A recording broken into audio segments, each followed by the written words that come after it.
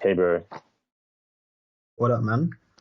Yeah, it's good. Um, what should I say? Obviously, it's Undergraduate Survival Guide episode probably 3 now, to be fair, because I'm going to push them back. But uh, very special guest today, Philip from Bristol. You're one guy that I can't lie. When I met you, well, second year for me, first year for you, I was like, because everything I knew about you is from Doobie. He's saying, Mhm. "Oh, look, my son, my little brother." I'm like, "All right, this can go one of two ways." It's nuts that every time I see you now, you seem to be doing like way more than I was doing at the time, and it's nuts looking back and seeing like, especially you and Brian. To be fair, you're well ahead of like applications and applying for stuff. Like, how did you get into that um proactive mindset? I guess. Yeah, so first, thanks for having me on your podcast, bro. I really appreciate it.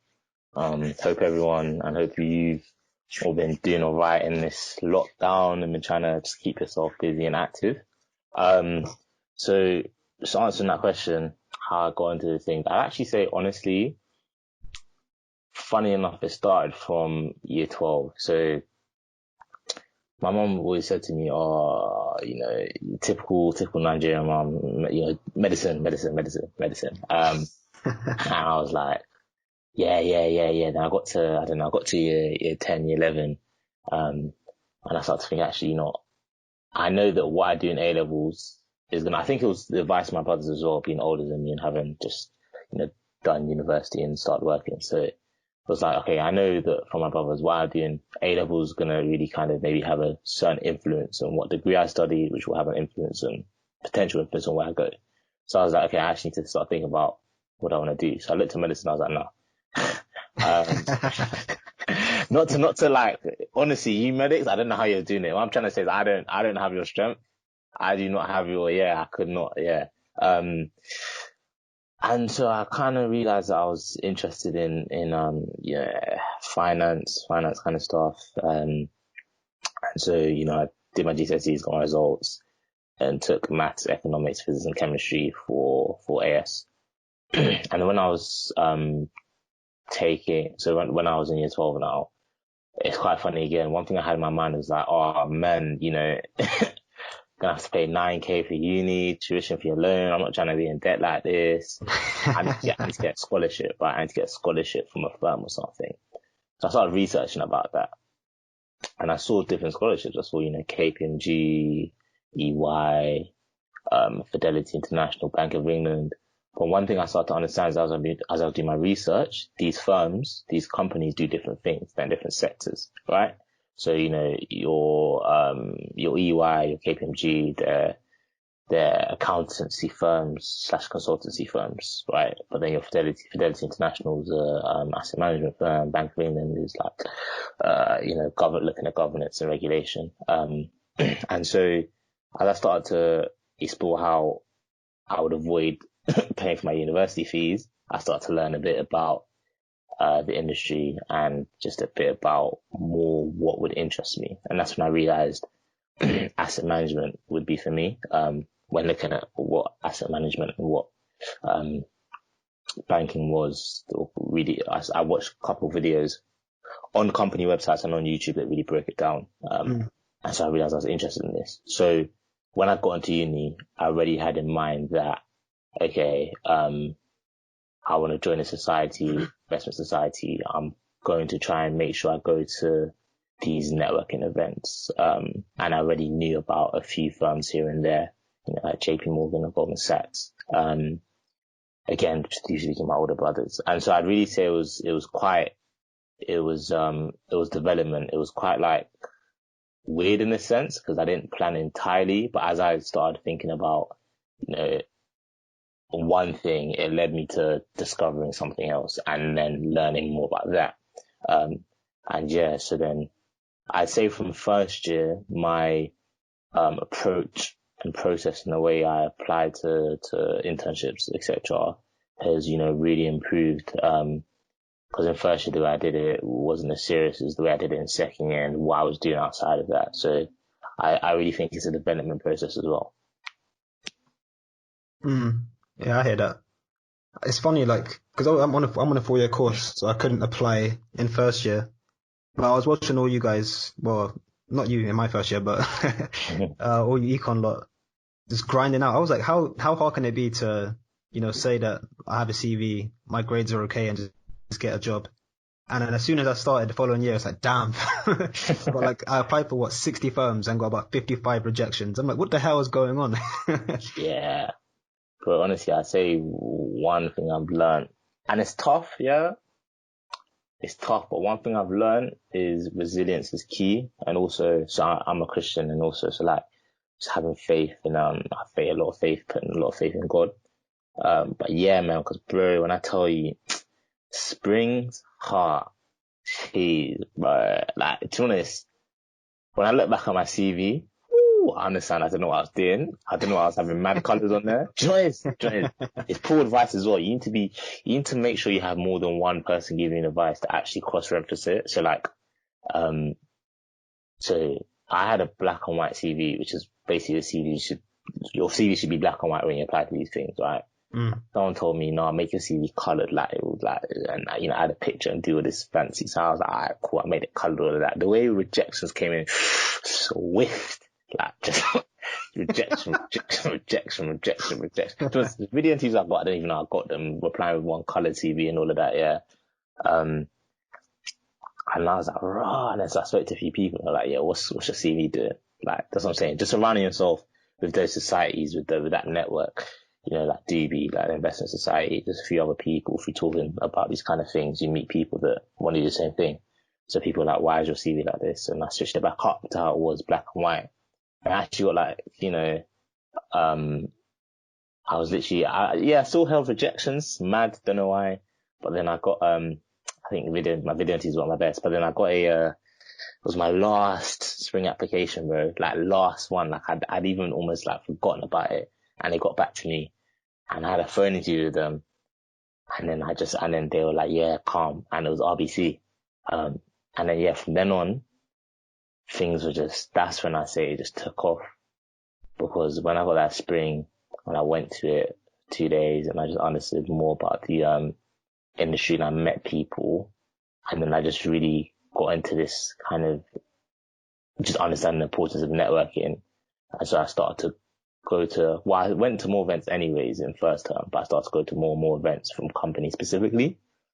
And then not long after my RBC spring, well, actually maybe even before, I went to a JP Morgan event for people from minority ethnic backgrounds. And yeah, I met a lot of people there that were trying to do the same thing. You built this kind of network with people. That's where you start getting ads into the group chats of people applying, which is really important as well.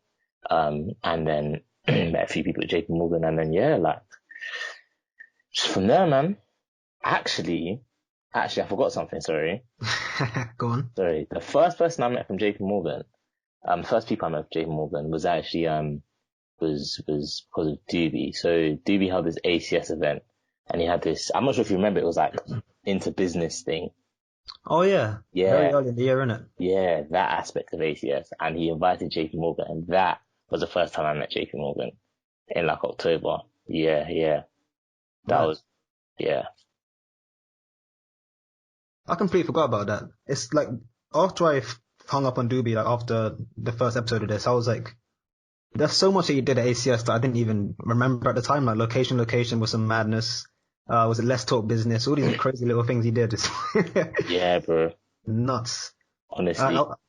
I want to go into all the stuff you're doing now as well, but I want to go back to, you're talking about scholarships and that as well. Because obviously before the call we were talking about how certain companies trap you in into their roles.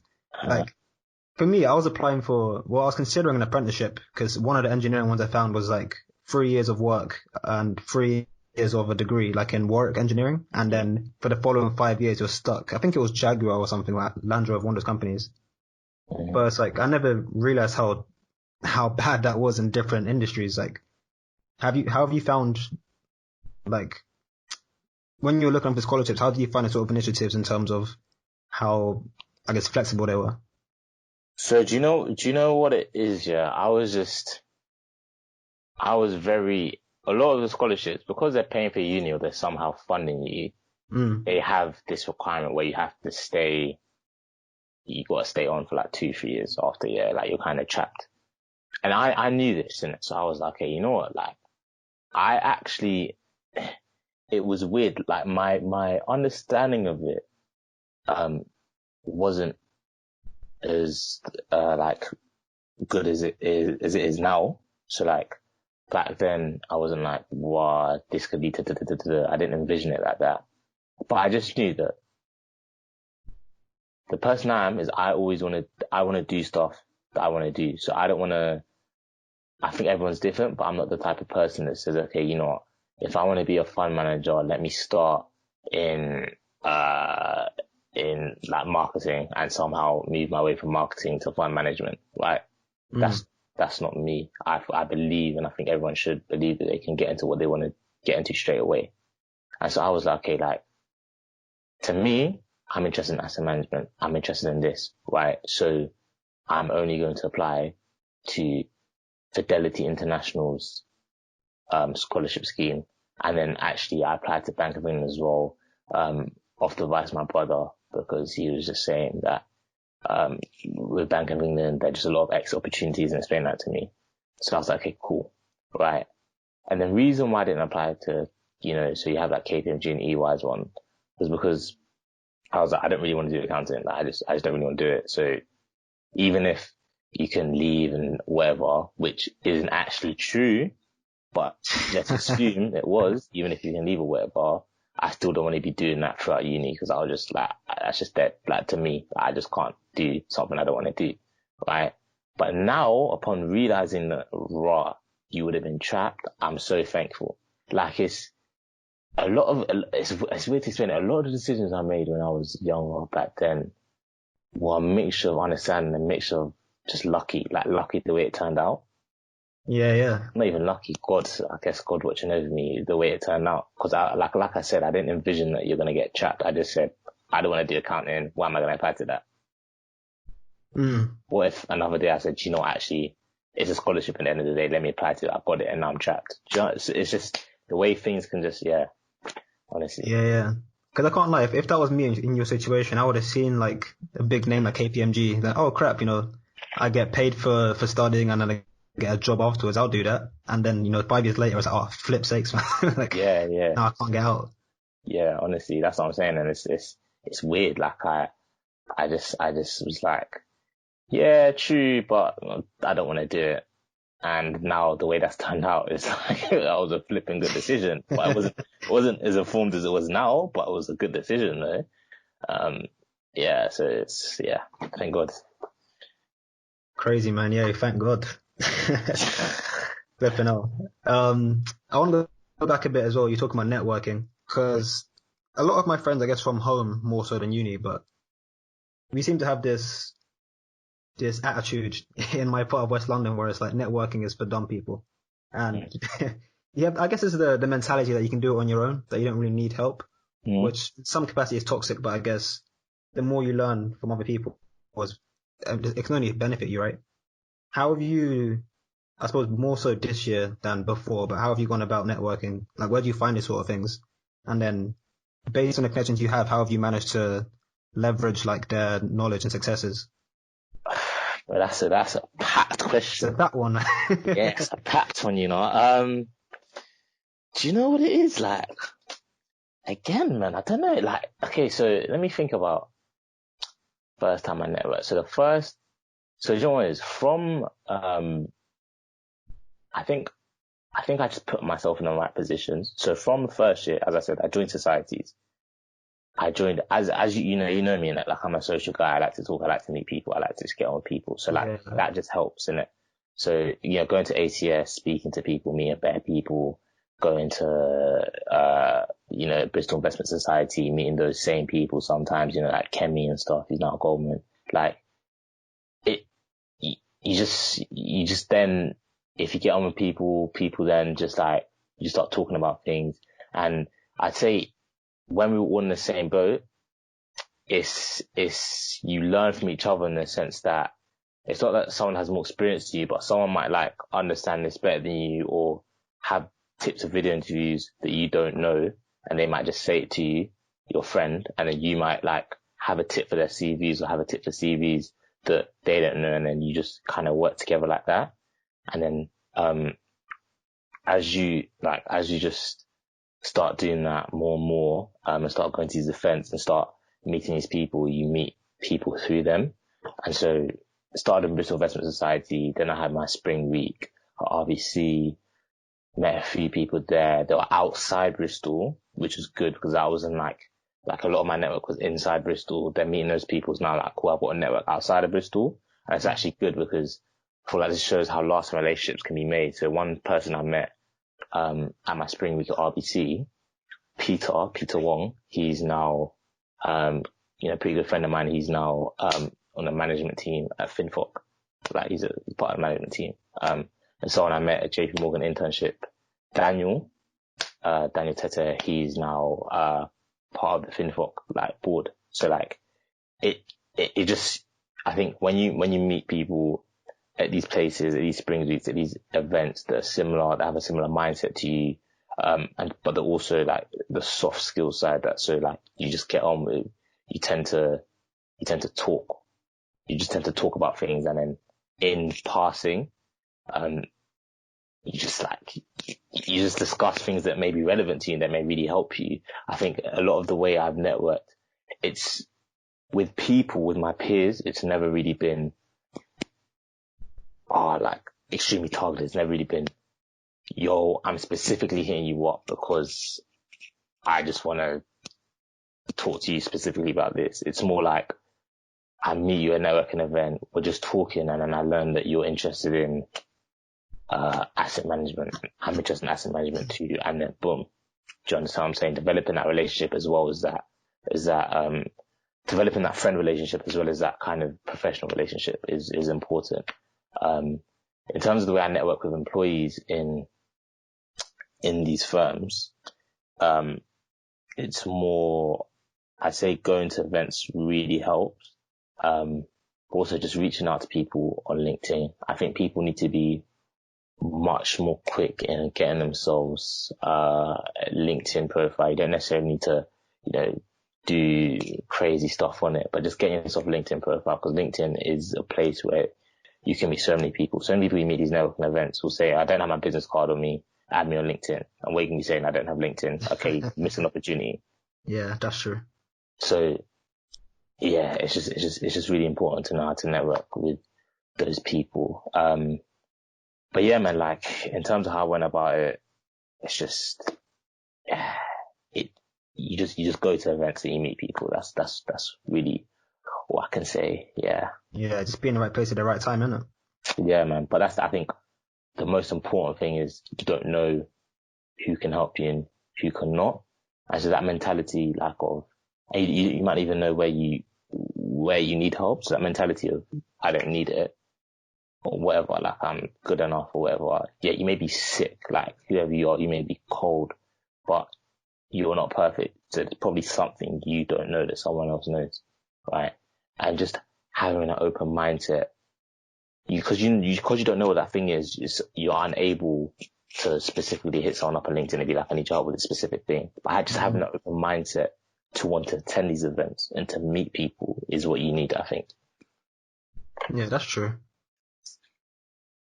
It's like, I think, because I had a similar, I guess, I was talking to you before about the SEO event I had recently. I guess shout out to SEO. Mm-hmm. But after that, when it came to the adding people on LinkedIn, I was very specific, like, okay, this guy wants to work in tech, I'll add him. This guy wants to work at BAM, or add him. But then I didn't really think about, I guess, the broader spectrum of skills that I don't even know I don't have. I think, I feel that's a common thing, I feel like, between people. Like, you find your people within a crowd and you kind of stay with them. And then even within that crowd you pick, you only, talk to the guys the most that can offer you something, as opposed to making genuine friends, which you talked about as well. Yeah. I don't know, it's a weird thing, because I don't think I've ever thought about it in depth, other than like, I'll go to this event, I'll talk to John from Google and then call it a day. But it seems like your approach is more like you just go enjoy it and then things just work out. Yeah, man, I think it's making that, friendship first, or just getting to know the other person. And then, cause honestly, like, I can tell you, one thing I can definitely tell you is that if you if there's not that sincerity, people will eventually just start airing you, like to be real, or just start not really wanting to chat to you because it'll be like, this guy only ever wants to hit me up, or only ever wants to chat to me about X, Y, Z. Like, do you know what I'm saying? Like, do you know what I'm saying? Like, imagine, me and you, for example, I see you've done this mad internship. So the first thing I say to you is, oh yeah, can you tell me about your internship? Oh yeah, cool, this is that. And all I ever say to you is, yo, like, so like, yeah, I applied to the company to do an internship, like, can you help me? And I'm never saying like, I didn't even know anything about you as such. Do you know what I'm saying? So that's just actually just getting to know people, just getting to know their background, getting to know what they're doing, getting to know their story. And then from that, you learn things. Yeah, that's interesting. It's funny, like I was gonna, I realized, I mean, I always thought everyone was kind of had a similar idea of, I guess, street smarts, to put a word to it. But as soon as I started like podcast, YouTube, all these little things, suddenly people are like, oh, Jordan, how do I edit this video? I'm like, I haven't seen you in 10 years. And you're sending me all these clips like, yo, can you edit a video for me? I know that's for you. I feel like, cause you're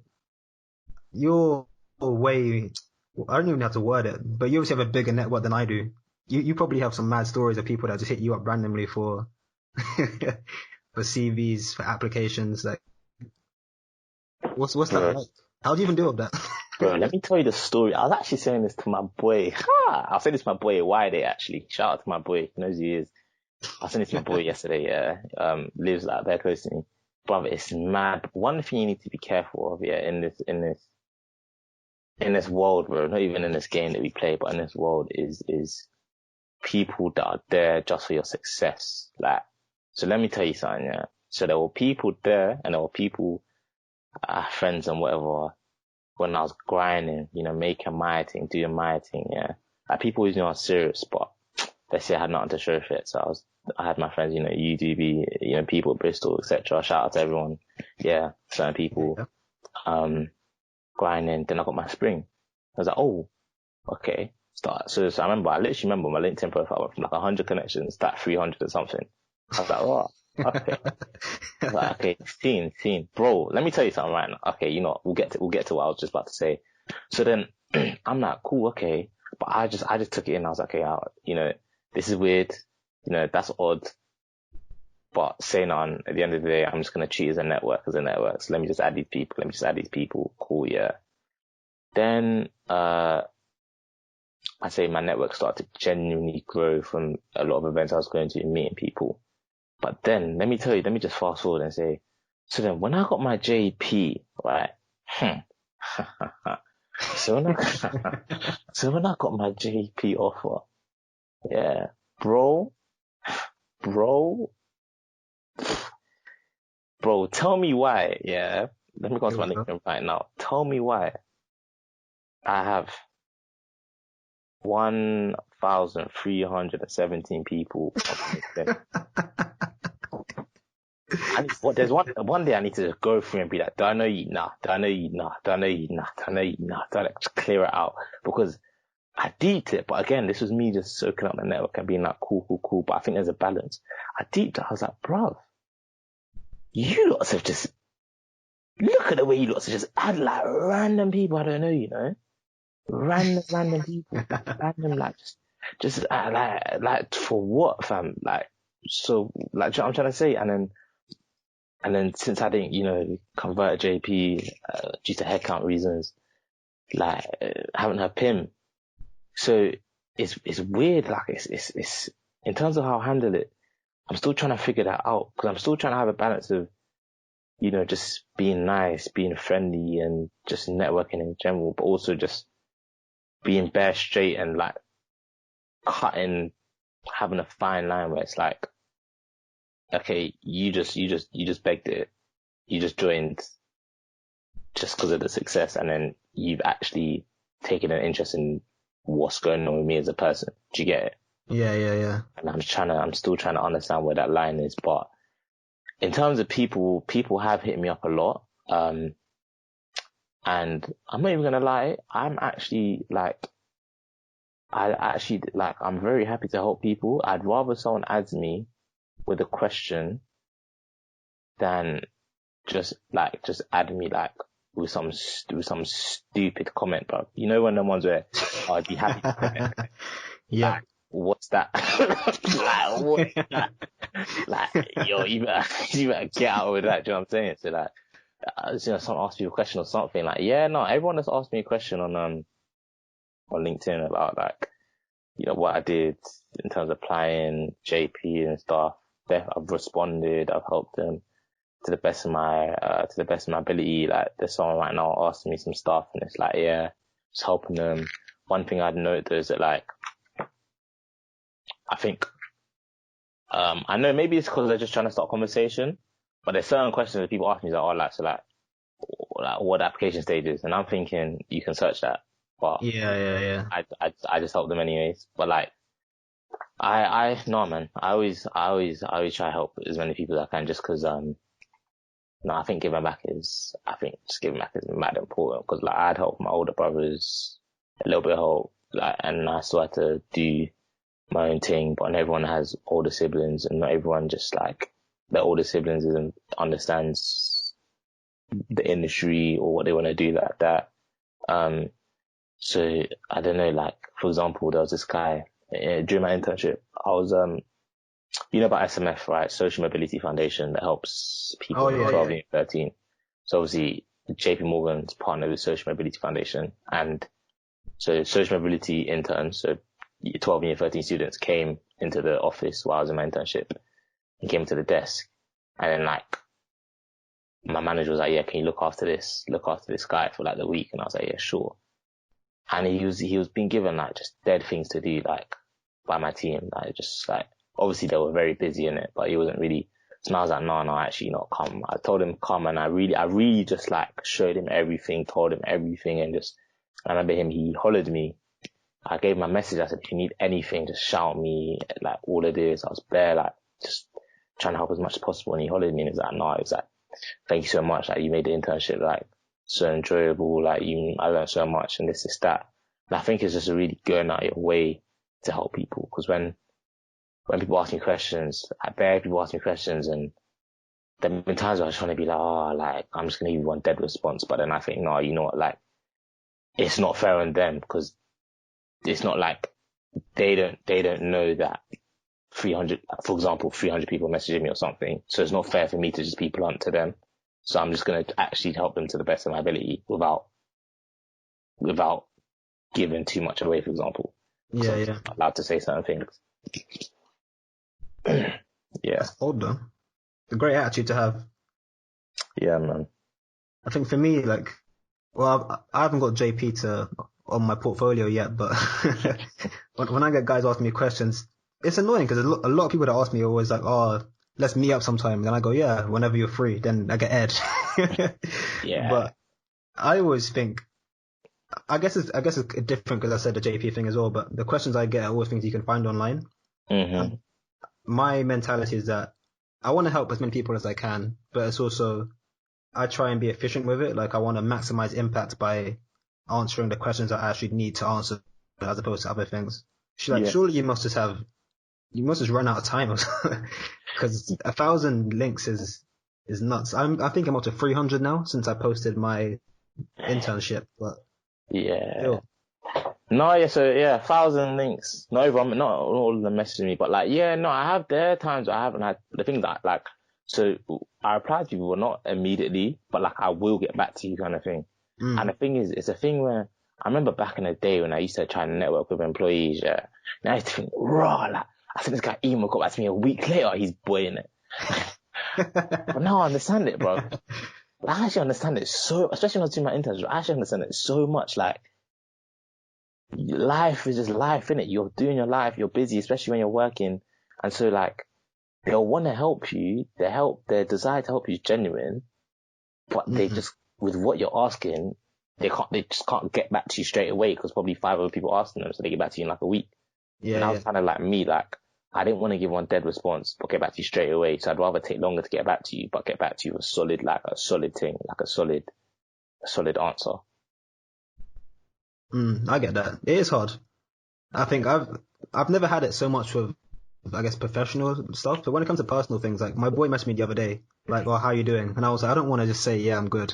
Like, Yeah. I've known this boy for like 20 years, so I wanted to give an actual response.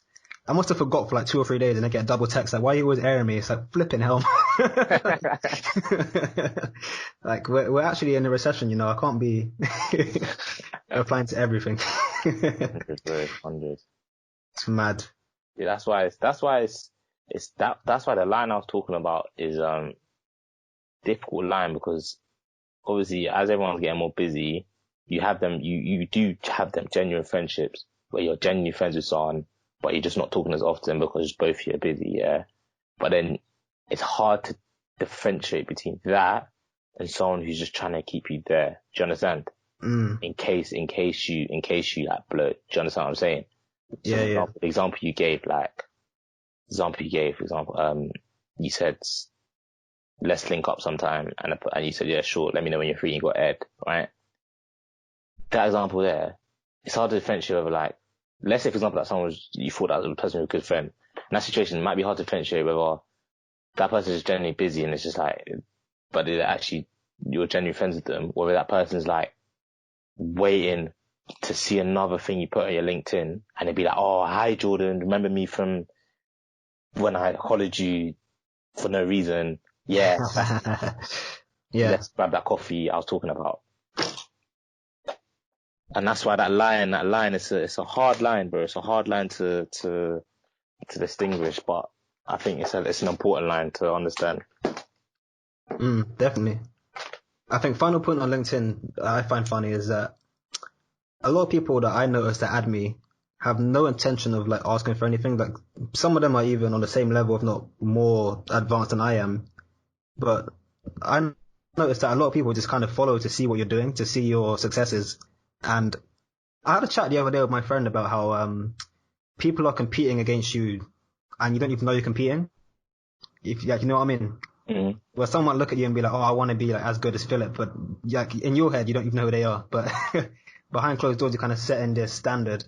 That's something that, like, I don't really know how to discuss it in depth, but it's something that I'm looking out for a lot more now, seeing how people are like a lot more prone, I suppose, more in lockdown than any other time to scroll through Instagram, see like, oh, he's been here, and then just not say anything. It's a strange phenomenon that I've noticed. Bro, I never deeped it, but again, that what you said is so true, and I'm not gonna say this person's name, but like, I had a friend, and she, I think it's peak, because sometimes you use an inspiration, and sometimes it's like competition, and it's like, right. I had a friend that I'd say she was doing quite well, but like in terms of what she wanted to do, but there was this girl who was doing better, and all the time she'd be stressed and upset because it was like, this girl's doing, but I've only, and it's like, and obviously that girl didn't know, like, that girl didn't even know this person was thinking that. And I was thinking, like, one, you know, firstly, just like be happy with what you've got and just try to focus on that. But secondly, that it's not healthy the way you're looking at it, and maybe try and actually use her as inspiration and speak to her. And maybe, obviously, if the person's a mean person and they just want to be mean and just shove it in your face, then you can't really use them as inspiration. But yeah, so what you're saying is so true, that, and it's very true, because my friend was actually telling me, the same friend was telling me the other day, yesterday, that when I got funny, and I was like, what? Is that when I got JP? And he was like, yeah, people, like, he would be speaking to people and being like, yeah, my friend got JP, and they'd be like, oh, who was your friend? And he'd be like, oh yeah, Philip. And they'd be like, yeah, I know Philip. And he was like, do you? And I was like, who's he? Like, who's claiming to know me? Well, it's probably because it's probably somewhere in these 1,000 connections I have on LinkedIn. People know, you know what I'm saying? People, quote, know me. Yeah, That's what I'm saying. They know me for my, quote, success. They know, they see, oh, he's got this open mic thing for, he did an internship with JP, did a spring at RBC. Yeah, I know Philip. No, you don't. No, you don't. No, you do not. You don't know me. You don't know me. But it's 100% that people competing with you. But at the same time, I think it's it's not, you know how people say like love and hate are like the same. Like I think like it really depends on who you are, whether you can see someone as competition, you can see someone as inspiration. It depends on who you are as a person. Because I've also, and people said it to me straight up, but I've also inspired quite a few people. Mm. And that makes me happy. That is something I want to hear. But people secretly competing with me is something I don't want to hear. So like, it's really weird. It depends. It depends what it is. That's an interesting point, actually, because it must have been a week ago. There was this guy that I clocked early this year that he was competing with me directly. And I always thought it was low-key resentment, like, because I've never spoke to him since, must have been like year 11. I haven't spoken to him since year 11. But he's always like, every time I do something, he mimics it, but tries to one-up on me. And I was like, this guy must hate me. Like, what did I do when I was like 10 years old to, like, who hurt you? But it must have been, I uploaded the second podcast episode and he DM'd me like, yo, I just want to say that I've been watching you for a while. Like, you really inspire me. I'm like, damn. Like, this whole time it was more of seeing my successes and trying to emulate that from a positive standpoint as opposed to trying to bring me down. Yeah, man. Like, I could have cried if I was a 10-year-old, but I was a 10-year-old, but yeah, that's what I'm saying. It's really weird because it's like, that's what I'm saying. There's a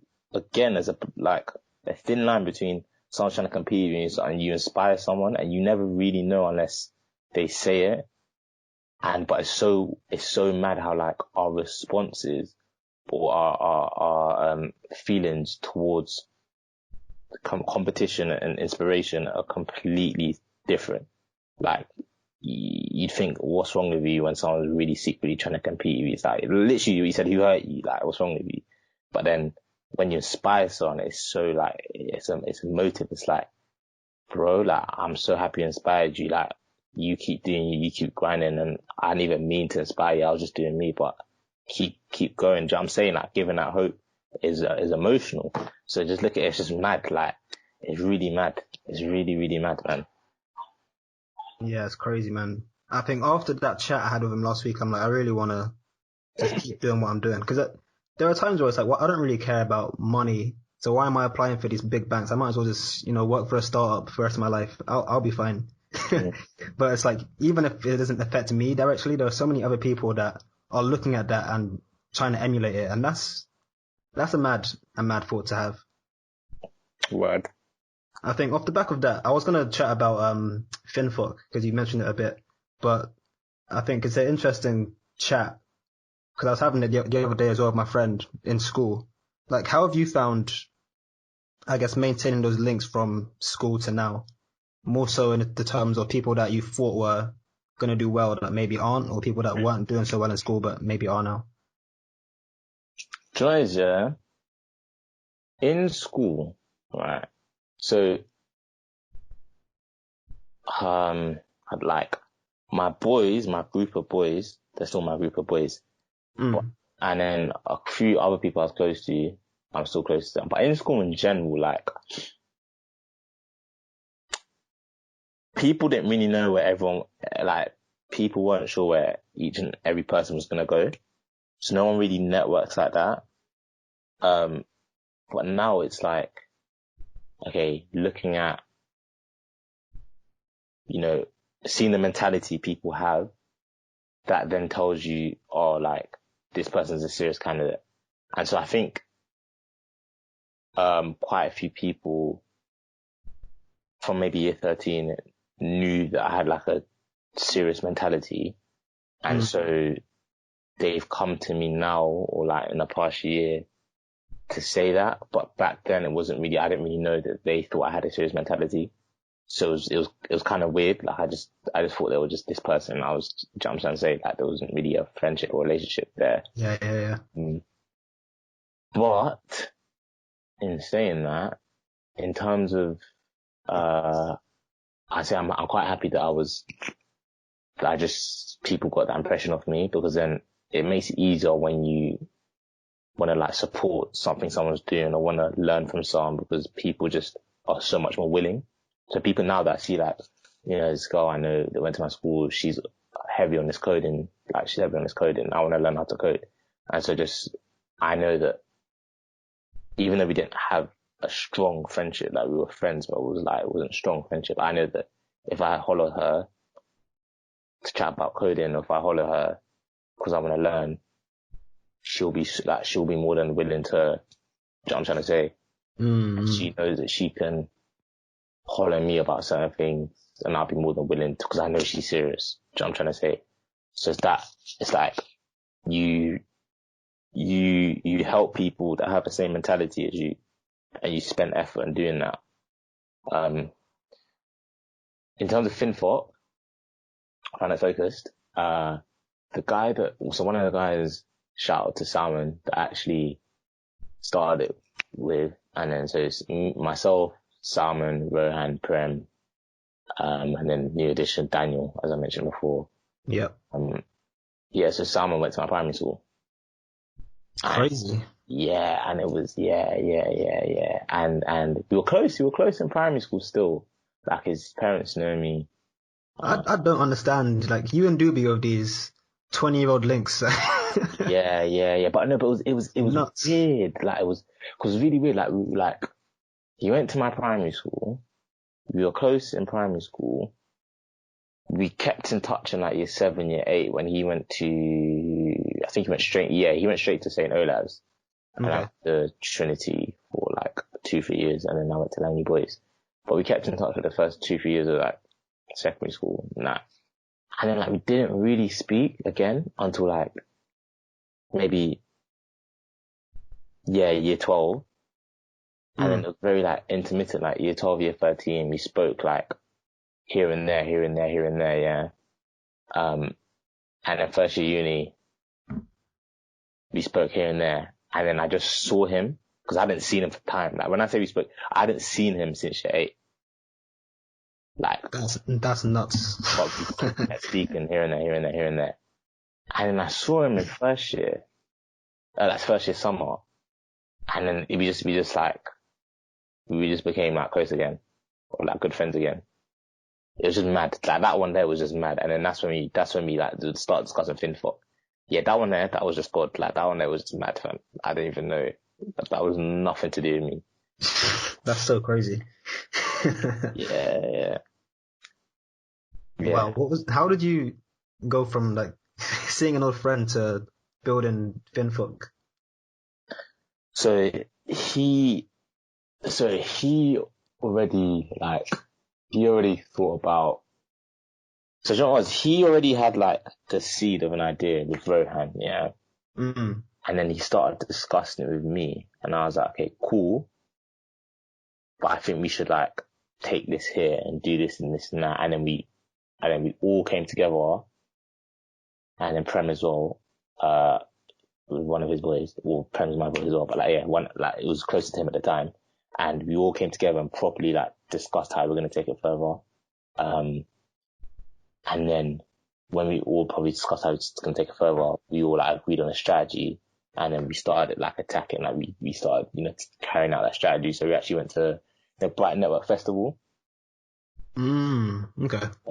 Bright Network Festival. So it's the first year summer, and we just literally we went to people in Bright Network Festival, and we went to like a market research kind of thing. We're like, what would be useful? This is mad. This is what I'm saying. This actually, the way this world works, God is mad. God is mad, because so when we went to Bright Network Festival, we did market research. We didn't even care. Like, we were just confident. So we started talking to everyone about Finance Focus and saying, like, what do you think of this idea? Or what do you want from it? Or what do you like about it? And we started telling everyone to follow our Instagram, handing out like, showing our profile, handing out like, A4 notes to explain what we're trying to do, etc., etc. Didn't have business cards at the time. And that's how, initially it started, like, people started understanding what FinFoc was. And interestingly, I must have met someone there through Rohan. And he just gave us feedback on Finance Focus, what we could do better, what we're doing well. And so I was just like, cool, like, cool, like, when I say I met this person, like, I just met him, never spoke to him again. I didn't know who this person was. Like, I don't know, like, cool.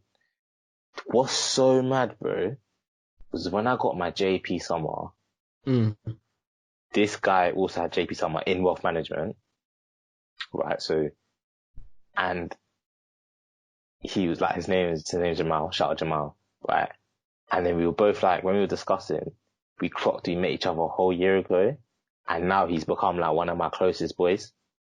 Madness. And it's just mad, like, cause through my internship, bro, like the way me and him were supporting each other through our internship, cause we're in the same office, the way we were supporting each other for the internship just before and after, like, but I was just mad, like, I didn't even, not in a rude way, but I didn't care about who he was. Like, I just met this person, he gave us feedback, and yeah, thanks. And then I forgot he existed.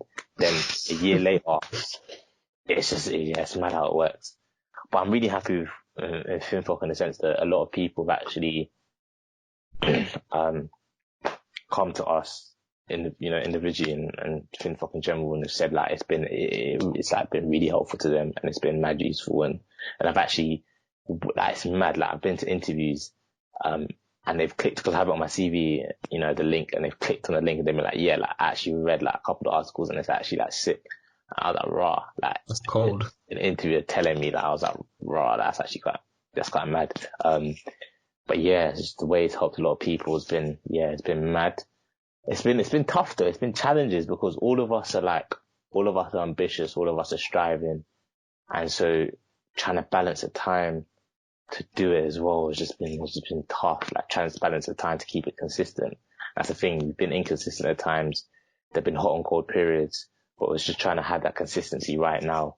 To just keep doing it and keep trying to just help people that don't have that background in finance and politics. That's nuts. I think, actually, before I ask a question, because I suppose my understanding of finance focus, I should say, is just, I guess, a blog site, right? Where people just talk about specifically finance related articles. Is that a fair summary, or how would you describe it? Yeah, I'd say, so how it started off was like a blog site, right? And that's the main feature of it. So like trying to make it like a website that,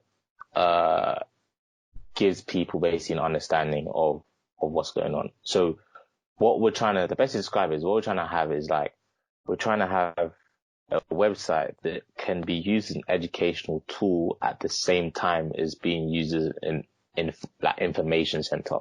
So like, whilst we're telling you about, I don't know, OPEC and the fact that they,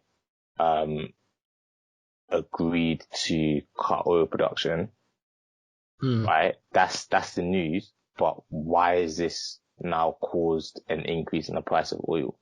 Because not everyone can make that link. So it's having that educational like tool whilst providing you that information in one. Does that make sense? Okay. That makes sense. Yeah. Yeah. So that's like the main aim of it. And then what we've done is that we've wanted to expand our reach. So like, we've also tried to just actually, that's the main, centerpiece of finance focus, but we've started branching out and actually trying to just help, individuals in schools. Like I said, talking about year 12 and year 13, to help individuals in schools, to just understand more before you even go into information about finance and politics and just what's going on globally and what the impacts of this. We actually just want to actually give them an indication and give them an insight into the different career options available to them. And so we've been doing that, going into certain schools, but also partnership with other, institutions that like that's the aim. So like DB Strength from Within, partnered with Christopher Cooper recently in Role Models Yorkshire, which, that's great. If people listen to check this out, Strength from Within and Role Models Yorkshire. But yeah, because that's another aspect of what we want to do. We don't want to help people without a background in finance, but we also want to help those that don't even know, like, don't even know, like, anything basically, and just like have different levels, where we just help them understand things progressively. That's crazy, man. I think for me, like, the main reason why I still read your stuff is because, like, Brian will always send me Financial Times articles, but a lot of them are, like, using this complex jargon. I'm like, I can't bother to understand what GDP means. Like, I think for me, having FinFoc be built by students is, like, such a crazy thing. I think I saw someone, what's her name? I think she must have written the coronavirus one, Priya, I think. Yeah. And I was like, I read the description. It's like a flipping languages student. I was like, this is mad. Yeah, man. Because Yeah. I always thought like economics, all these finance roles, banking is so hard to get into for people outside of finance or I guess engineering as well. But to see some of your writers that just do something completely abstract but still make sense of it, that's what blew me away. That's what we're trying to do, bro. Like we're trying to kind of provide information and make it educational. But when we said, oh, who can write for us and whatever, yeah, we're not saying you have to have an economics background because it's going to be dead. Like, so we before the articles get posted, we check them, we read them, we give feedback, we correct certain things, just which will help with someone's understanding. But it also shows that like now, right? So Priya, she's, unfortunately it is the way it is, but if she does languages, and she gets an interview, an employer may think that like she might not know as much, so they may go a bit easy on her or whatever. Do you know what I'm trying to say? Like things like that, yeah. But she can actually say, now look, actually, I've written this on coronavirus, or different examples. I've written this on how this affects the economy, and I'm doing history, but it doesn't matter. This shows my understanding. This shows my interest, and you can see it right here. And it's providing people the opportunity to showcase like their real interest and their real understanding of things, instead of unfortunately just being being considered as someone that doesn't know much. That's a good point, actually. I think the writers will gain a lot from having like an actual physical thing to showcase. Like I've actually talked about XYZ economic issues and explained why it's important. Because like I have nothing to talk about in my interviews in terms of specific economic terms. But yeah, that's crazy. I didn't even think about that before. Bro, it's been mad. Like, some of my interviews have actually just been like one interview I had recently. Yeah, it was just the guy was just chatting to me about FinFoc for like 20 minutes, and just like instead of asking me questions, yeah, I'm guessing he had a list of questions to ask me. He started with FinFoc, then we ended up just talking. Yeah, like man, and that's what I'm saying. Like that's me, but like even if you've written something, it literally can go like that. It can just show that. Do you know what I'm saying? It can provide some sort of different atmosphere to the interview, instead of just, okay, I have these strict questions to ask you. Boom, boom, boom, boom, boom, boom, boom, boom. Do you know what I'm trying to say? Yeah. That's nuts. For me, I think a lot of my early interviews, I suppose, in terms of like part-time jobs in year 13 and first year, because I used to referee when I was growing up. Because I got bored of training twice a week for football, and let me just be a ref. I get paid £30 a game. It works out better for me. Solid. And then that's all that ever came up from interviews. They're like, oh, so you referee? I'm like, yeah. So what team you support? And it was like a 20-minute rant I had with this guy. What did I apply for? I think it was Next or Debenhams, one of those clothes shops. Mm-hmm. We had a full-on debate for half an hour about Arsenal versus Spurs. I didn't get the job. But Nah, man. You gotta drop loyalties when it comes to that. Gotta drop loyalties, bro. But it's nuts how I was always shook with interviews, like, because I didn't know anything about anything, but just by having a life, it's nuts. The way you can take things in an interview is crazy when you have things to talk about. Word. 100%. I was going to say, because obviously FinFoc's very more finance focused, and I've always seen you as like a born to be banker in some capacity. How do you go from like, especially because your network's very finance focused as well, pardon the pun, but how do you go from there to starting open mic? It seems like a very left turn. Bro, let me tell you something, yeah. I enjoy so many different things, and this is one thing I've always maintained, yeah. And this is specifically why, again, no, throwing mud on these people, but this is why I've never said, this is why I've said I can never do IBD. I've always maintained that, investment banking, I've always maintained that wherever I go into, I need to have my life. That is the type of person I am. And there needs to be a work-life balance. It doesn't have to be amazing, but there needs to be some sort of work-life balance, because finance, asset management is an interest of mine, right? Which just turns out could be my career of mine, right? But that doesn't mean that I don't have something that I am maybe more interested in. And let me tell you something, I love acting, bro. Like, oh my, like if you ask me to act, bro, like if you, I'd say I want to be an actor. I love acting, I love music. And so like, open mic was a natural thing. Open mic was a natural thing. Finance focus was more about like, how can we help people that, because by this time it all had springs. So it was like, how can we help people that are trying to get springs, or et cetera, et cetera. Then it just branched out from there, right? But as open mic, it was literally just like, it was just me. Like, it was as in like, me listening to music every day, me having bare friends that are artists, me having bare people that are trying to break into the industry, they're trying to make it. It was just like, yo, like, and then, so how that happened was Nick, my boy Nicky hollered me. I think I just finished summer exams. I actually remember it. He hollered me, man. I was on my couch playing Fortnite. And he just called me, fam, and he was like, yo, bro, I have this idea. And I was like, yeah, shoot, go on. And he was like, this. And then again, what I did was like, what I always do, like, I'll be real, like, I've never had the person that plants the seed, but I'll say I'm the person that, like, how can I explain it? Looks in a wider scope. So he said it, and I was like, yeah, cool. Yeah, I like that.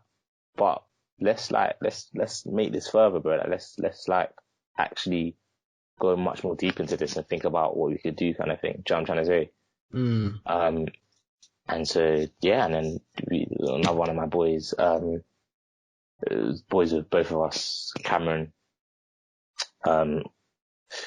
yeah, we spoke to Cameron about it as well, sharp guy, and yeah, like, we discussed open mic and discussed what we're trying to do with it, and what I like about it as well is, like, after what I said to Nick, we all made sure that we extensively, like, did research and, like, actually had a strategy. So, like, when you saw this open mic thing, we'd been working on it before you saw it. Way before you saw it. Mad. Yeah. So, like, yeah, but that one was just, I'd say, so to summarize, I'd say, like, FinFot was an interest, open mic was a passion. Okay. That makes sense. Yeah. Yeah, so that's open mic was just like, cause you've got to, I think no matter what you go into, what you do as your career, you've got to keep elements of you as an individual. You can't let yourself become work. Yeah, absolutely. I'm interested in asset management, but me as an individual, I'm into music. There's certain people, I met someone at an interview that was that into collecting watches, but like, so like, you know what I'm saying? Like, he could, I don't know, start a watch collecting YouTube video. Do you know what I'm trying to say? Like, it just, that's him. That's who he is. So, yeah, that's his interest. That's his passion, I thought. Yeah. That's crazy. I never knew you were into acting like that. Bro, I love drama. You know, I was upset when I had to drop drama, bro. I was upset, fam. Cause you know how, like, you're 7, 8, you do all the subjects. Then you got to start taking the, like, kind of more serious ones that are gonna, Yeah. You gotta think about your bank account, innit? yeah, word, that you gotta start thinking about a little bit more about your future. And then I had to drop drama. I was annoyed, bro. I'm annoyed. Yeah, but I love acting. I love drama, man. That's nuts. For me, it was, I mean, I was always into drama, but not as an actor. Like, I love, what's the word, like cinematography. And like, when I was watching films like Get Out, for example, I was looking at it from a creative standpoint, like, damn, these shots are crazy interesting, how they got in that certain angle, lighting and stuff. Like, I was so close to doing film studies and media for A levels. I was like, do I want to earn 20k a year or 50?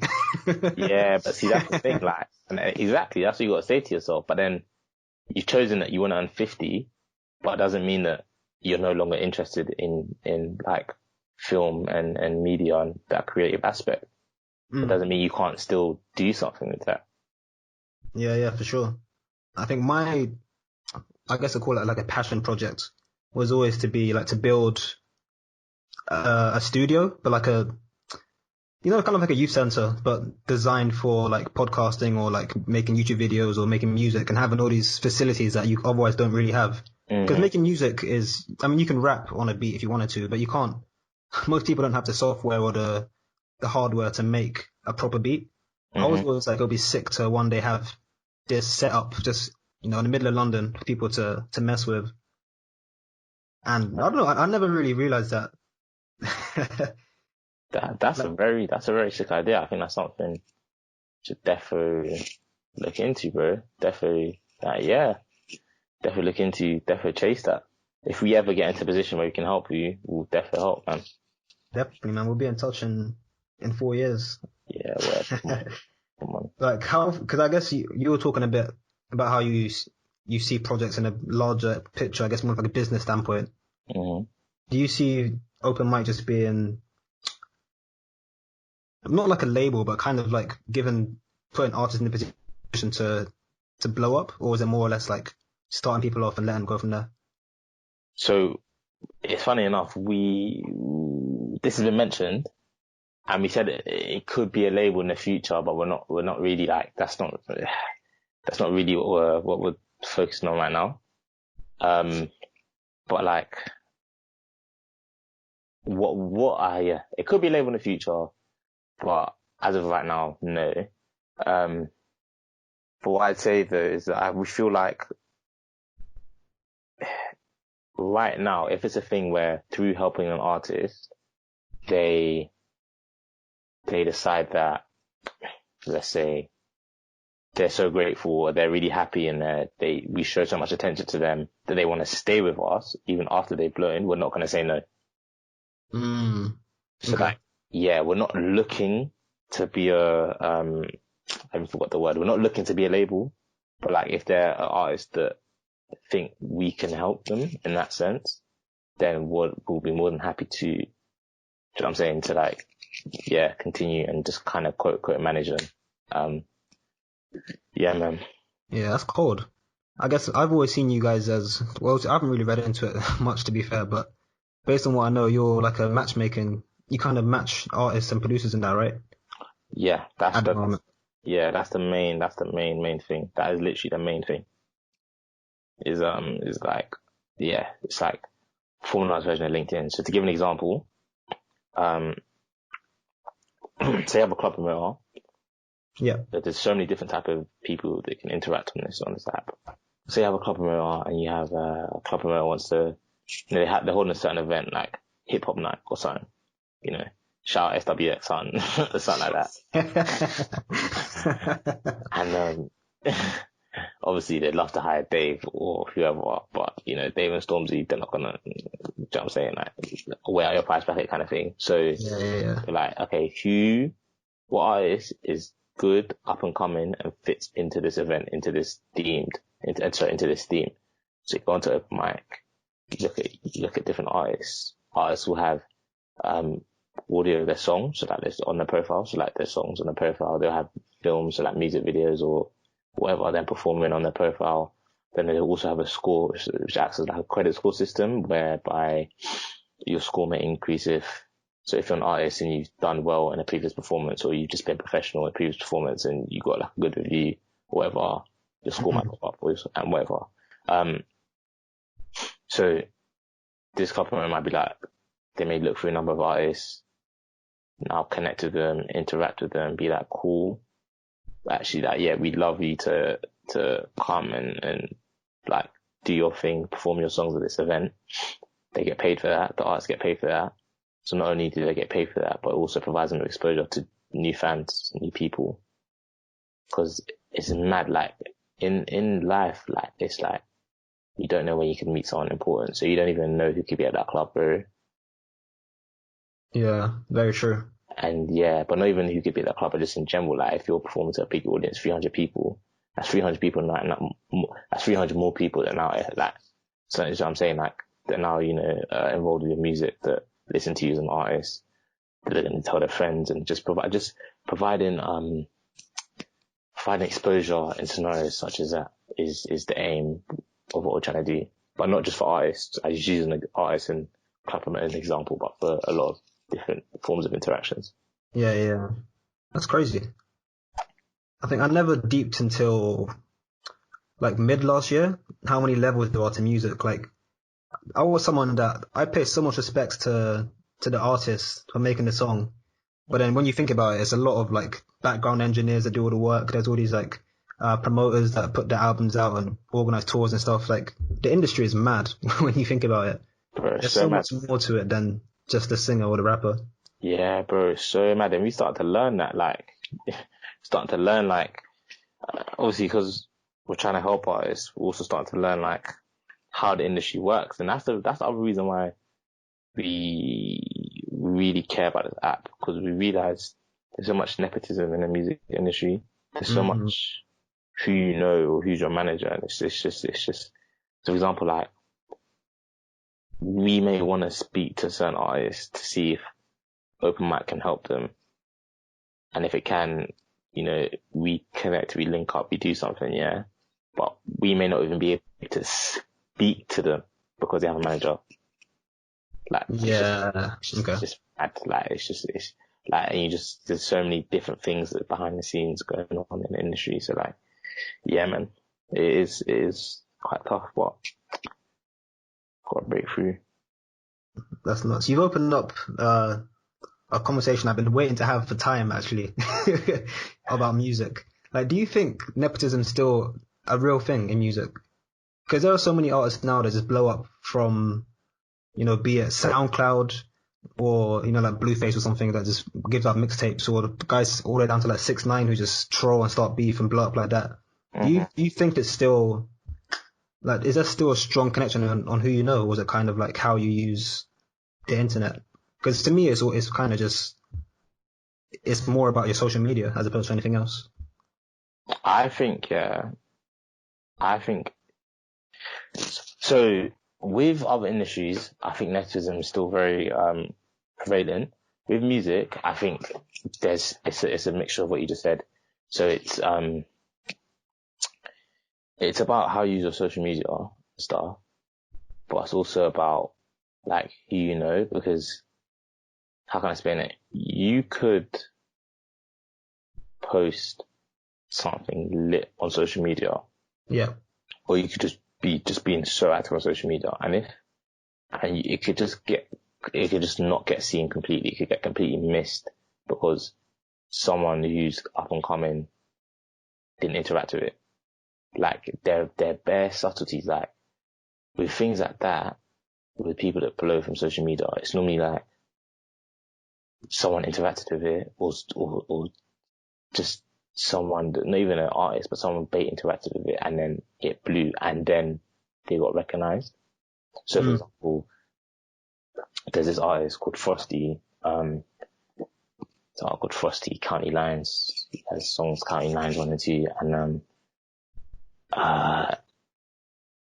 from what I know anyway, just from looking at his Insta, just following him as an artist, he was doing Calm, and then he had a song he was doing and then randomly, bro, like, randomly. So obviously he was active on socials. Randomly, Kodak came across a song on YouTube. It wasn't even on I don't think it was on SoundCloud. It wasn't Apple Music or whatever. Came across a song on YouTube, yeah. Played it on his live. And then boom. Like, that is the most random thing ever. But that's what I'm saying. You'll be shocked. These social media things, they're actually more random than you think. But who contributes to the randomness? I'm sounding like a theoretical guy right now, but like, who contributes to the randomness? It's the people that interact with it. And the people that interact with it, if you want to blow, it has to be something mad. Like, it has to be unquestionable talent. Yeah. Yeah. Or you need someone kind of bait to have interacted with it for them more people to see it, and then it just like takes off. That's true. But then I also think so mad. Kodak. Yeah, it was bare random. Like, I remember putting on stories like Kodak. I was just listening to my tune, like, and then Kodak put it as live, and and he Damn. in a live with Kodak, and I was just like, right, that's so random. But I also think it's hot, like, so blowing up and starting is different from maintaining a career. I think nepotism still plays a big when it comes to like being at Okay. the top or like high up for a while. Like, it ain't no coincidence. Dave and Stormzy are G's and that, but like, they support each other and they're both at the top. Yeah. That's true. Do you know what I'm saying? Like, people may blow, yeah, someone may blow randomly, but if they ain't got, cause there's so much goes on behind the scenes, but if they don't know higher people and they ain't got people supporting them, they could, not the actual talent, not the quality of what they're producing, but the fame, just the money, whatever, could fall off as quickly as it came. Yeah, that's true. And it's nuts. You see these, like, what's the word for it? Is it the industry plants? You know, guys like Post Malone, for example, it could kind of come out of nowhere, win every single Grammy, and then the machine just keeps churning. Right. I guess in that capacity, yeah, I can see how nepotism helps. I think the Grammys and all these awards are the biggest showcase for that, because so many people that win these awards don't even exist Bro, half these times. 100, bro, someone said, do you know what, let me, no, but like, I think it was Ariana Grande or something. So it was like, you see how, being number one on the charts these days, yeah? Mm. And having this and that, it's, sometimes it's down to quality, sometimes it's down to popularity, and it's lost its meaning a bit. Cause I think it was like, one time, like, someone was, so Roddy Rich's album, Yeah. the top for time, good album, yeah. Then Ariana Grande, I know this was someone's opinion on Twitter, Ariana Grande made an album, was nowhere to be seen. Then she just shouted out to all her fans to like push it. It came first. Oh, I remember this. This was Selena Gomez. Oh yeah, Selena Gomez. No, Ariana Grande, Selena Gomez.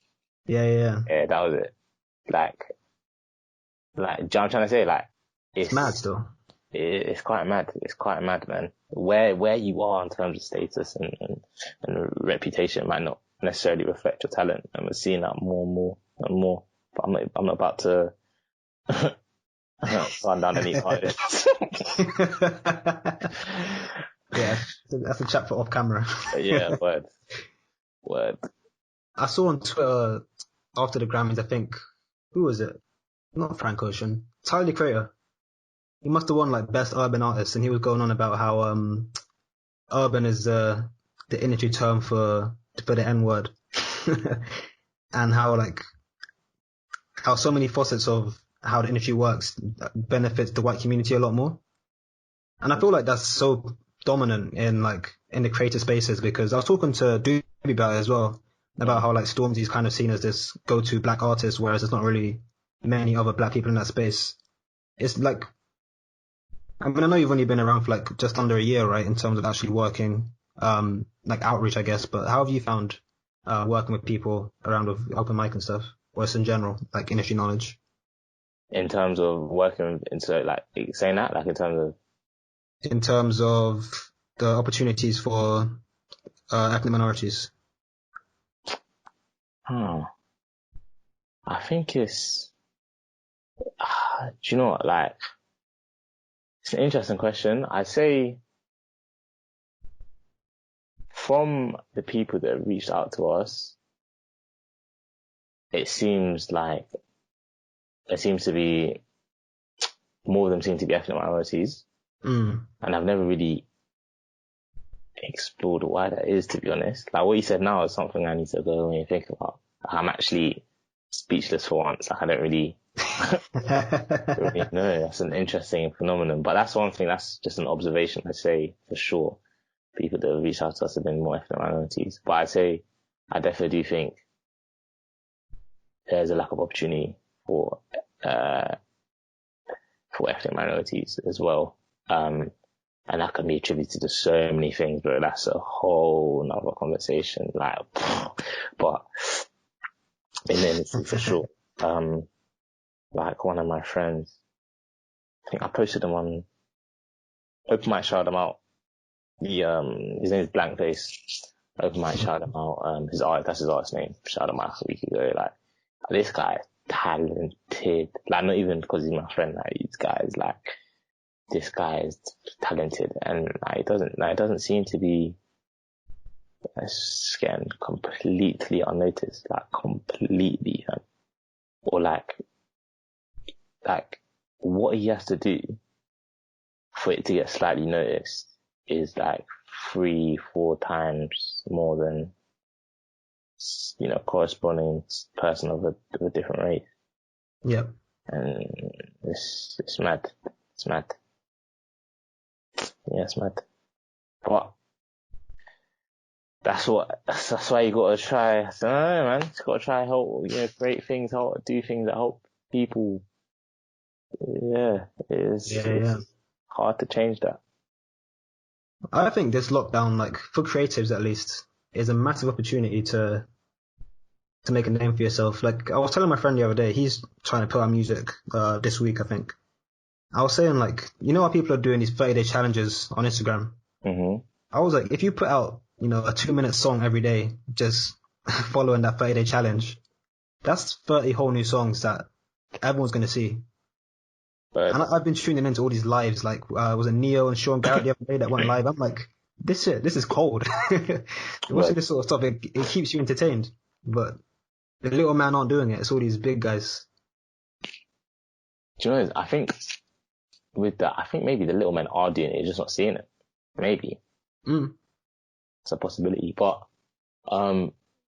yeah, I agree with you. I think just this whole lockdown just provided a lot of opportunities for people in general. But yeah, especially creatives to, like, for example, like you said, you know, really, reignited your passion for, your podcast and your, like, kind of,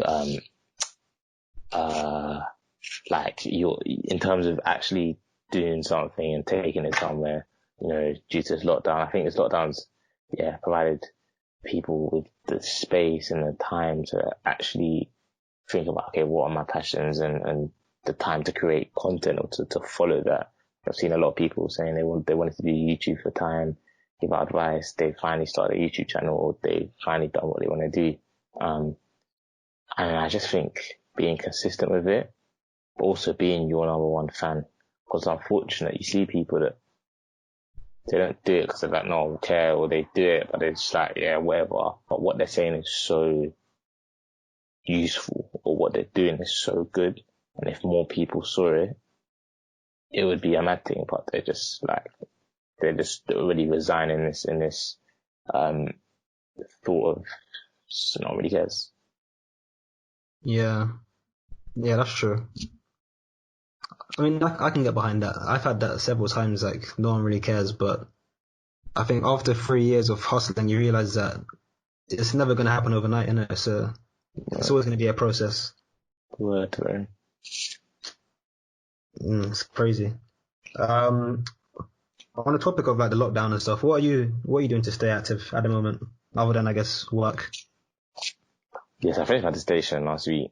I can't lie, taking over my life, but now I'm just working out, reading my Bible, trying to read books. It's a good balance, like doing a bit of revision, working out, you know, trying to skip every day, going for runs, once a week, 'cause I can't lie, I hate running, so, press up, sit ups, abs, all of that. Reading my Bible, just making sure, spending this time to get even closer to God. Reading some books. I used to read books like mad, and then I fell off when it came to books. So just trying to read books again, and also spending time to actually just chill, you know, because I feel like there's a lot of, it's difficult. There's a lot of, like, you see different things. It's interesting. Having a lot of people on social media is interesting because you see different mentalities. You see people that are like, if you don't do something that's locked down, you wasted your life, or like something mad like that. something so crazy. It'll just make you feel just so peak. Yeah.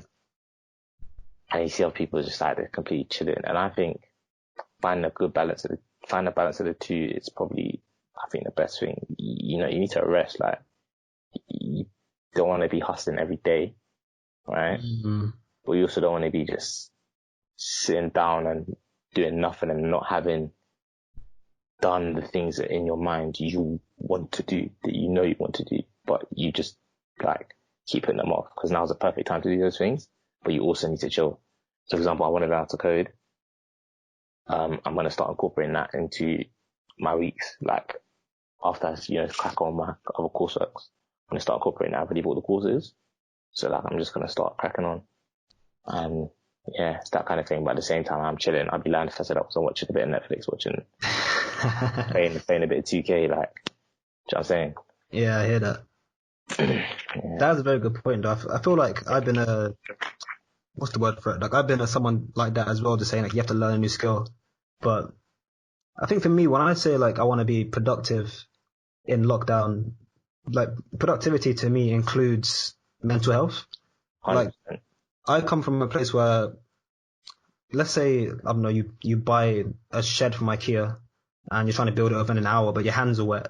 Like, your wet hands are, let's say, like a metaphor for mental health. Mm-hmm. You can go be like, oh, I've got to put the shed together and spend, 3 days building the shed. Whereas if you just took 10 minutes to take a break, wash your hands and come back to it fresh, you can do it in half the time. Like, I very much see mental health and your physical state as synonymous when it comes to productivity and an element of getting work done. And it's nuts how, as you said, like, you see people on social media who are on extreme in either one camp, where it's like, take time to be safe with your family and to relax and to chill, and others who are like, learn every single coding language or you're screwed. And it's a weird dynamic how, you have these two camps that are like on face value, they're very different, but when you think about it properly, it's very synonymous, I feel like. Yeah, I honestly, I agree with you. Firstly, starting with mental health, I think I'll just probably podcast for another day. But, what's it called? Like, I think it's so important. Like, I think people, and I was saying this the other day, I think people you're too attached to your phones or to your things. And so like, and people are so quick to chat to someone and it's completely meaningless. So like, it was a meaningless conversation that hasn't added anything to your life, instead of focusing on themselves. Like, it was something someone my flatmate said in second year, actually. And it's just stuck with me. Like, it was like, people were so scared to spend time, as in like, not even by themselves, but in their own head. Like, as in like, if you tell someone, just sit in your room for 10 minutes in the dark, let's say, and think about how you feel and how the week's gone and processing everything, they will just not, they will find a way to not do it. Yeah. But that is peak, because things are just going to fester, things are going to build up, and you need to do that. And that's something I've definitely been doing. I've just been like taking like just a bit of, like, if I'm just feeling a certain way, I'll just take a bit of space, take a bit of space, like just put my phone in airplane mode, so no messages, no calls come through, and literally just chill, just sit with my own thoughts and just understand what, let's say, is I'm feeling or what is I'm thinking about, and process that, and then be like, cool, now that I thought about it and now processed it, I either know what to do about it, or I know who to speak to about it, or like, I'm trying to say that this friend would have great advice around this, or I don't really need to speak to him about this. I just need to start this plan of action. So, for example, okay, I'm just gonna say this example. Like, for example, yeah, it could be peak, but say someone's fat, yeah, and Yeah, but say you just have on this like, let's say you just have on this fat, and they're just like, they're just upset, and they don't know why they're upset. They don't think about it, and they just remain upset for the rest of their life. And then one day they spend 10 minutes themselves and they're like, okay, why am I upset? Why am I insecure? Okay, it's because I'm fatter than I would like to be. Like, I'm not the way I would like to be. Okay.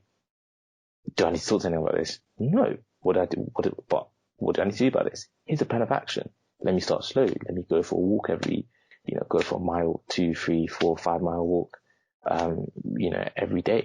Then let me start doing 1K runs, and then start changing the way I eat.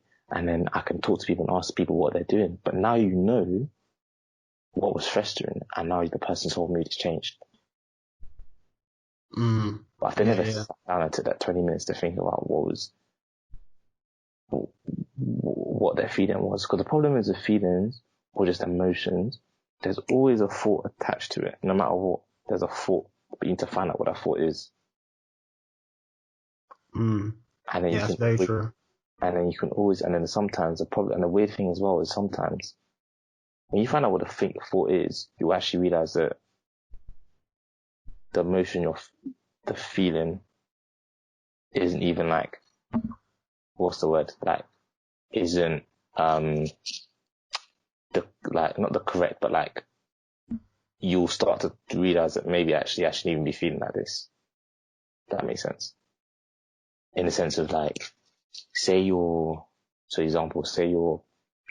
really scared about, you're really stressed, and you find out you're stressed because you're scared about your future. Oh, I'm with you. Yeah. You're scared about your rational future versus irrational.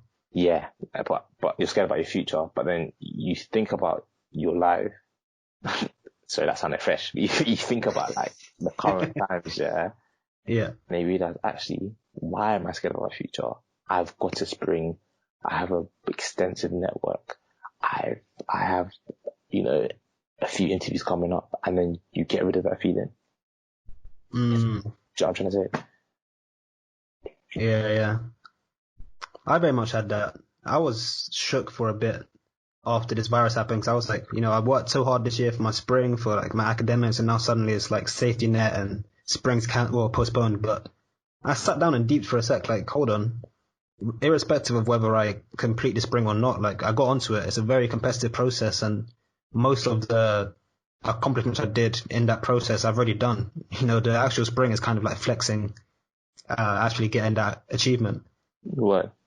And yeah, it is. It's nuts. I was getting counseling at the end of last year, I think, and my counselor recommended I use Headspace.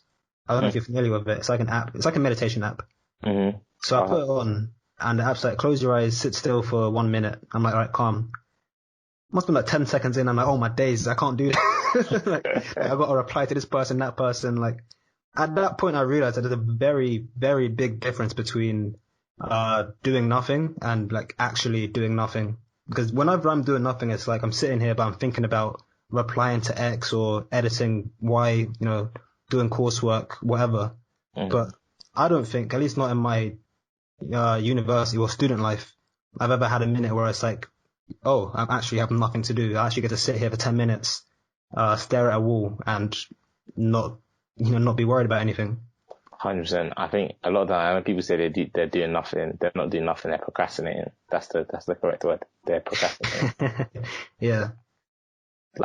If you're actually doing nothing, you'd be very conscious of not everything, but you're very conscious of things going on with you, how you're feeling, etc. But a lot of the time, I know exactly what you're talking about when you say when you're doing nothing, but to do nothing where you're kind of you're still using your brain, if that makes sense. Yeah. You're not relaxed, I guess is the term. Yeah. It's crazy weird. How have you coped? I guess it's a big question as well, but have you been relaxed in the last 2-3 years?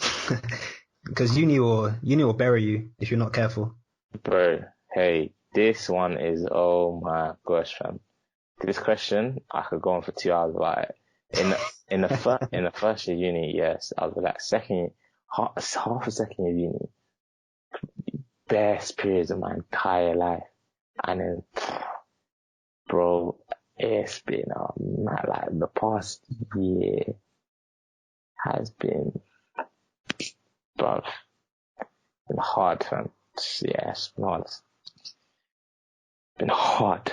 But yeah, just all the things I've just been saying. God, taking your space, taking your time, all of that is has really helped, and friends and stuff. Yeah, man. Yeah, it's good to hear a happy ending. Yeah. Still getting there, but yeah. I think one thing I learned was that I can't remember who told me this, but they said to think about your mental health as like a sink, and everything you go through is like turning on the faucet. And if you keep taking on more and more stuff, eventually your sink's gonna get full and it'll start leaking out, and that's when you start losing control and you start to go crazy, I guess, for lack of a better term. Like following on from that example, like the way I've coped for the most part, at least, is kind of like letting go, opening that sink and then letting out all those feelings, whether that be like writing it down or talking to people, or I mean, I talked about Doobie as well. I've never really had that connection with God, but even just sitting in my room and thinking on a spiritual level, like, damn, what is my purpose in some sort of capacity, has definitely been like my breakthrough in terms of coping with all the crap I've been through. Would you say yours is more like faith orientated in terms of how you deal with your issues, or is it like more traditional, like writing it down, or just chat to people?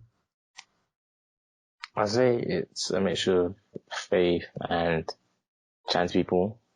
I think chatting to people is a thing where it's like, it's no, I don't want to use the word short term, but it's like you said, like empty the sink, right?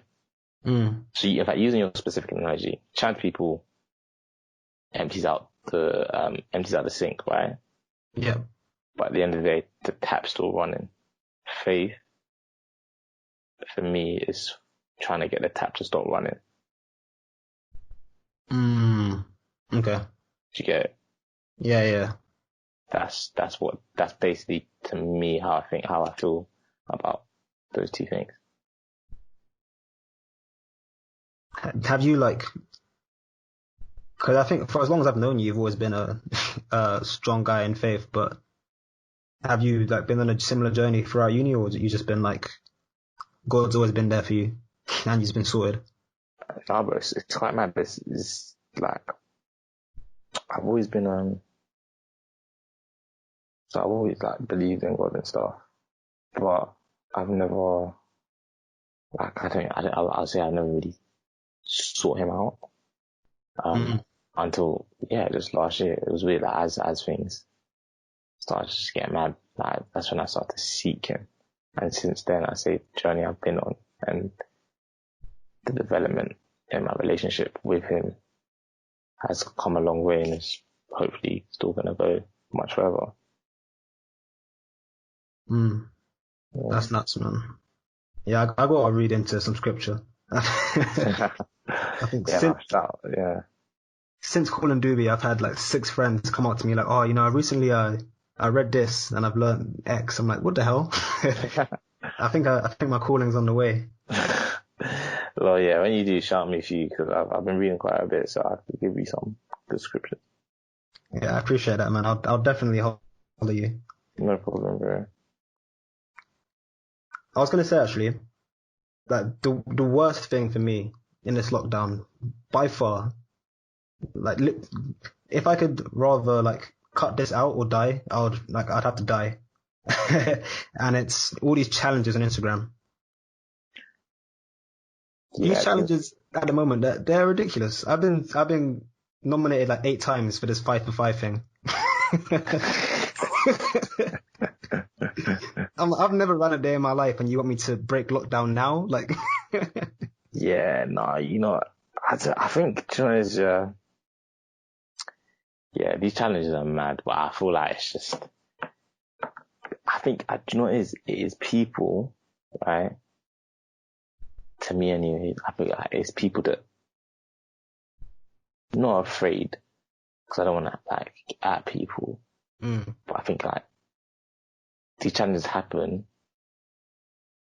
So we're seeing a lot of them, a few of them, fine, but we're seeing a lot of them because people don't want to spend that time disconnecting. So they still want to be connected somehow, some way.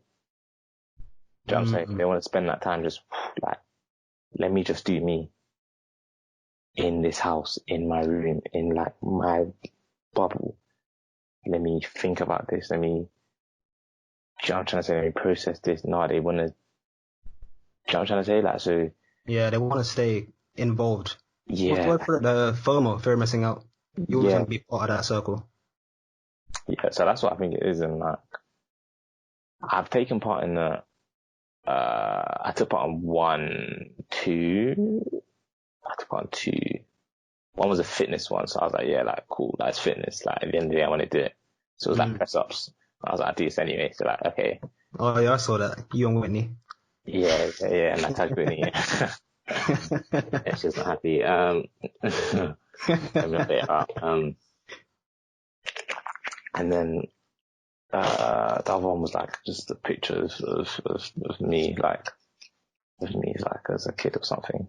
But this 5-step one, like I don't even know, like that. Yeah, this 5-step one's just like what? Yeah, this 5-step one's like what's going on, bruv? Are we gonna see you do it? Are you running 5K? Oh no, I'm not running 5K. I can't know. I'm not running 5K for no one. Like my boy, again, the one I was with yesterday, he said, let's run 5K. After I had him on for time, I said, listen, I don't know about that. Let me first get my fitness up, but I'm not running. Bro, I ran a mile and I thought, just a mile, and I felt like I was going to die. I'm never running. You can never catch me running 5K, bro. A mile is what, 1.6? Yeah. Oh man. To me, 1.6 is mad, bro. You see what I'm saying? Though? To people, that's like, what are you doing? Like, you went for a quote run and you ran a mile. I'm like, what? That's what you don't do.